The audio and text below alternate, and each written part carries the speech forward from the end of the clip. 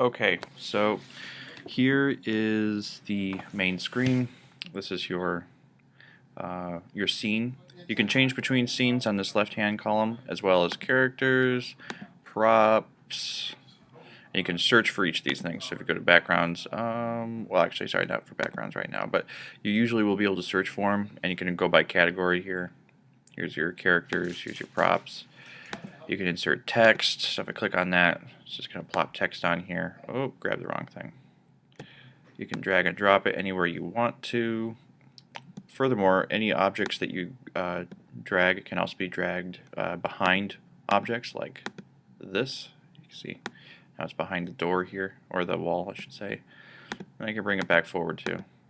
And the same is true with like this desk. I can do the same sort of thing. If I hit it enough times, it will go, oh, it's going forward. That's a problem. There we go. Now it's behind everything. So that's one of the big things with this, is being able to layer everything and have everything animate the way you want it to.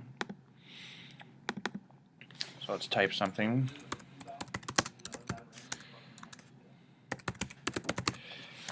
Okay, I can do all kinds of things with this text. So if I were to go to toggle movement on and off, click on this little thing here, I can now choose for it to move across the screen, and that is going to happen during this scene. This scene is located right within this little spot here, and I can change the length of that scene, and by doing so, that usually will change the length of how long this takes for it to go across. Another way to change that is over in here. So like anytime you click on an object, there will be all kinds of attributes you can click on. I can add motion to this desk, and this text has a lot of different things I can add. I can change the well, the timing here. All right, don't worry about that. There'll be some specific questions you're probably going to have to call me on. What this is showing is, let's say I had multiple objects moving in this background. So let's say I had this desk move too. I don't know why you would want a desk to move, but we're going to move the desk. You can have an order of events even within this scene, and that's happening right in here. And so I can change when this happens. Sorry, one second. Oh, this is a bad idea. Every time I do this, I get a phone call. This is Commercial Brokers International. How can I help you? Okay, one second.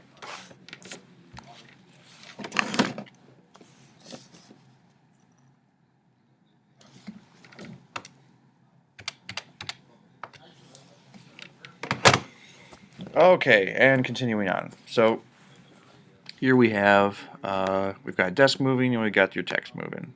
So that's what's happening there, and we want this to be in a certain order. So if we click on here, this movement, we're moving the text. If it's hold on. So for example, if we put the movement of the text to be after, if it would let me. Of course, it's being difficult. Well, it doesn't really matter, right? Let's see if I do this and then it will let me. No, of course not. It's because I'm using a Mac right now. That's probably why. Can I put it in here? That's okay. Theoretically, there we go. Yeah, I was gonna say, now we've switched the timing of this. Now, if it says with previous, that's not gonna do what you want it to. This one's gonna be it doesn't really matter what we do with this object. That's the desk here. But if we click on this one and we say after previous, that means after this motion is done, this object will start moving. So if we hit preview, I hope that's what's going to happen. Yes, there we go. Cool. Now, if you don't like using that, don't worry about that too much. You can also break it down by scene.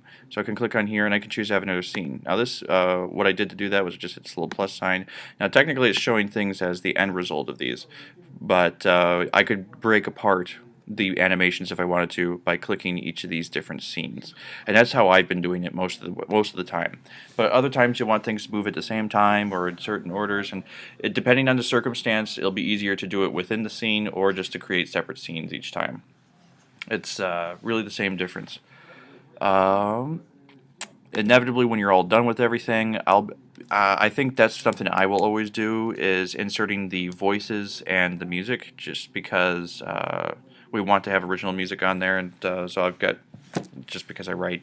I'll put the music on, and then in terms of the recording, if you want to do it yourself, or if you know how to record your voice, the way you would do that would be through GarageBand if you have a Mac, and hopefully both of you have Macs. If you do not, why is GarageBand not on here? Well, it's probably because I don't use GarageBand. Okay, I use Logic Pro, but that's because I have that program. But normally you would use GarageBand, which I no longer have on my side here. But I'm not gonna. This will not be a tutorial on GarageBand though. I'm just on goanimate.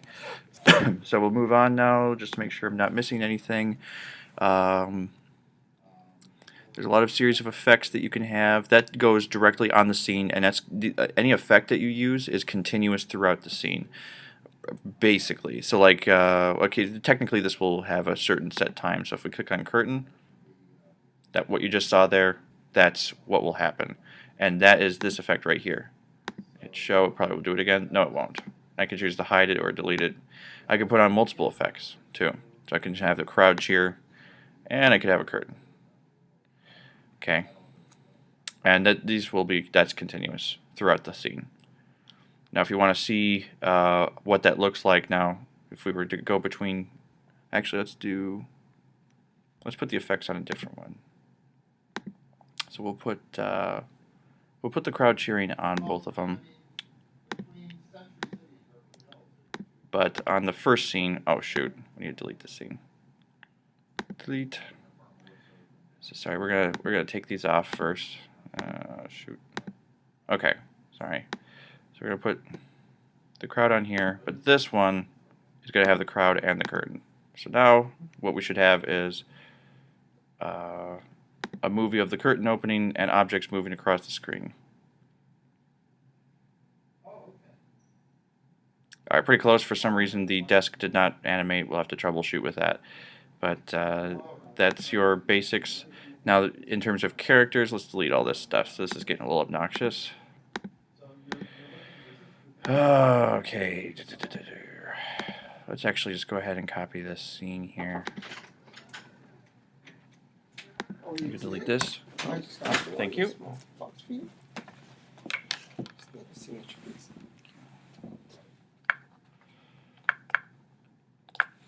Thank you. Have a nice day.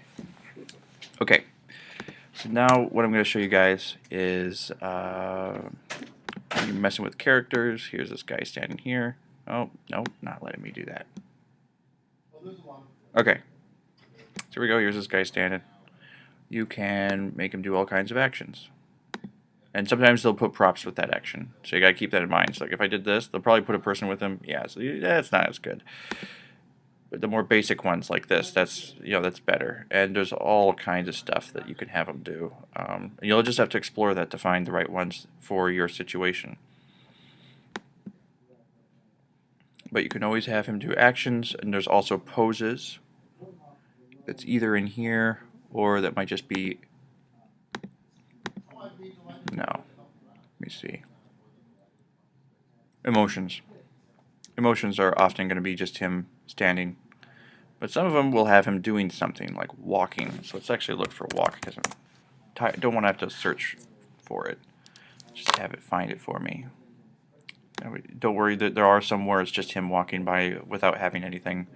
Well, let's just do the one with the dish. So there we go. And so one of his scenes could be him walking on screen. You could either choose to drag him off screen, and you can do the motion thing and have him walk across the screen.